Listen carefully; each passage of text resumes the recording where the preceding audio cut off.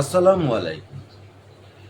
গত ভিডিওটা আমি বিশ্বকাপ ফুটবল নিয়ে যখন আমার ফেভারিট যে দলগুলো এবার সেমিফাইনালে বা শ্রেষ্ঠ ৬টি দলের তালিকা আমি বলেছি যে France, Spain, Argentina, Holland, Portugal এবং মরক্কো। তখন অনেকেই আমার এই মতামতের সাথে দ্বিমত পোষণ করে বলেছিলেন যে কেন জার্মানি নয়, কেন ব্রাজিল নয়?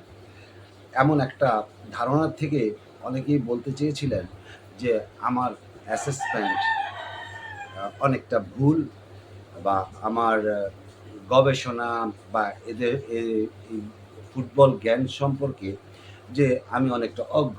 হ্যাঁ, আমি স্বীকার করতে চাই যে প্রেডিকশন সবসময় সত্য হবে তেমন কোনো বিষয় নয়। আর আমি তেমন জ্ঞানীও নই। কারণ জ্ঞানের কমতি থাকতেই পারে। আর পারফরম্যান্সের বিচারে আমি বর্তমান প্রেক্ষাপটে সেদিক বিবেচনা করে এই কথা বলেছিলাম। ইতিমধ্যেই আপনার দেখতে পাবেন যে জার্মানি বিদায় নিয়েছে বিশ্বকাপ থেকে, হল্যান্ড বিদায় নিয়েছে। কিন্তু হল্যান্ডের পাশাপাশি আমি মরক্কোকে বলেছিলাম যে মরক্কো এবার চমক দেখাবে। এখন প্রশ্ন আসতে পারে যে অনেকের মতে ব্রাজিল ফেভারিট। এখন ব্রাজিল কি তবে যাচ্ছে না সেমিফাইনাল অথবা ফাইনালে? দেখুন, ইতিমধ্যে ব্রাজিলের যে পারফরম্যান্স জাপানের সাথে যে রাউন্ড 32-তে যে খেললো, তাতে করে ব্রাজিল অনেক কষ্টে ইনজুরি টাইমে একটি গোল দিয়ে তারপর জয়টা ছিনিয়ে আসলো। অর্থাৎ জাপানের ডিফেন্স এতই মজবুত ছিল যে ব্রাজিল অনেক চেষ্টা করেও আপনার জাপানের আপনার গোল পোস্টে কিন্তু বল জড়াতে পারছিল না এবং প্রথমার্ধ ব্রাজিল আপনার পিছিয়ে ছিল এবং দ্বিতীয়ার্ধ আপনার ৬০ মিনিটের পরে ওভারঅল ৬০ মিনিটের পরে ব্রাজিল ১-১ গোলে ড্র করলে জাপান কিন্তু আপনার চলে গিয়েছিল ডিফেন্সিভ মোডে। যেখানে ডিফেন্সিভ মুডে যাওয়াটাই জাপানের আমি এই পরাজয়ের কারণ বলে আমি মনে করি। যদিও জাপানের ডিফেন্স যথেষ্ট শক্তিশালী এবং তারা পরবর্তীতে চেষ্টা করেছিল যে আমরা ১-১ গোলে ড্র করে আপনার পেনাল্টি শুটআউটে যাব। কিন্তু দেখা গেল আসলে অতি ডিফেন্সিভ খেলতে গিয়ে কাউন্টার অ্যাটাক যখন জাপান কমিয়ে দিল, তখন ব্রাজিল সুযোগ পেল এবং একের পর এক আক্রমণ করে শেষ পর্যন্ত ইনজুরি টাইমে ব্রাজিল একটা গোল আদায় করে নিয়ে ২-১ এর ব্যবধানে ব্রাজিল আপনার রাউন্ড অফ 16 এ উঠল।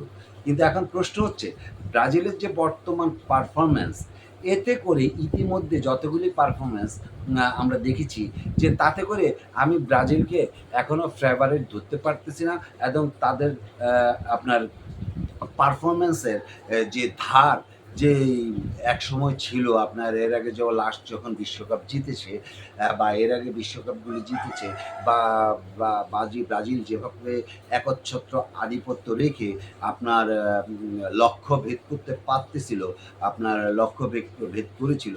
এবারকার বিশ্বকাপে আমরা যদিও ২-১ জন প্লেয়ারের ধারাবাহিক গোল দেখেছি, কিন্তু ওভারঅল ব্রাজিলের মতো খেলছে না। অর্থাৎ বর্তমান পারফরমেন্সের বিচারে আমি ব্রাজিলকে আপনার কোনোভাবেই ফেভারিটের তালিকায় ফেলতে পারতেছি না। কারণ হচ্ছে আপনি দেখবেন রাউন্ড অফ 16-এ ব্রাজিলের খেলা হবে নরওয়ে অথবা কোস্টারিকার সাথে। কিন্তু আমি মনে করি যে নরওয়েই আপনার কোস্টারিকার সাথে জিতে নরওয়ে রাউন্ড অফ 16-এ ব্রাজিলের মুখোমুখি হবে। সেই ক্ষেত্রে আপনার এই নরওয়ের তুখোড় স্ট্রাইকার হালান্ড সহ যারা আছে এবং যদি নরওয়ে তার সকল টিমটাকে নামায়, কেননা গত ম্যাচে নরওয়ে তার ৪-৫ জন আপনার প্লেয়ার নামায় নাই।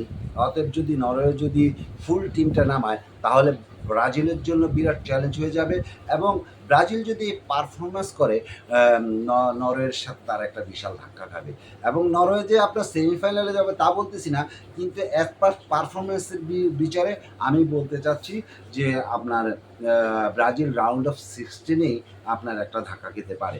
যাই হোক না কেন, জার্মানি চলে গেল, হল্যান্ড চলে গেল, ব্রাজিল চলে যায়, যদি চলে যায় বিশ্বকাপটা আসলে আর আকর্ষণ থাকবে না। ব্রাজিলের দুর্ভাগ্য এখনো নেইমার নামতেছে না। তো যদি নেইমার নামে তাইলে হয়তোবা খেলার কিছুটা পরিবর্তন আসতে পারে বলে মনে করি। কিন্তু নরওয়ে যদি ফুল শক্তি নিয়ে নামে, ব্রাজিলের জন্য বিরাট হুমকি হবে। তাই এখনো আমি আমার যে প্রেডিকশন তাতে করে আমি বলতে চাচ্ছি যে ফ্রান্স, স্পেন, আর্জেন্টিনা, পর্তুগাল এবং মরক্কো এই ৪ টা দলই সেমিফাইনাল খেলতে পারে বলে আমার মনে হয়। যাই হোক না কেন, আমার যদি আলোচনা ভাল লাগে তাহলে সাবস্ক্রাইব করুন। আল্লাহ হাফেজ।